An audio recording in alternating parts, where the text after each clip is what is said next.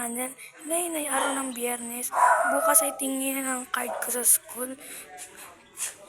Pero ito ay hindi alam ni Mama na 92 ang grade ko sa school. Kaya isusurprise natin to. Bukas ko na lang magre-record ng video pag papunta na kami doon. Kaya, okay.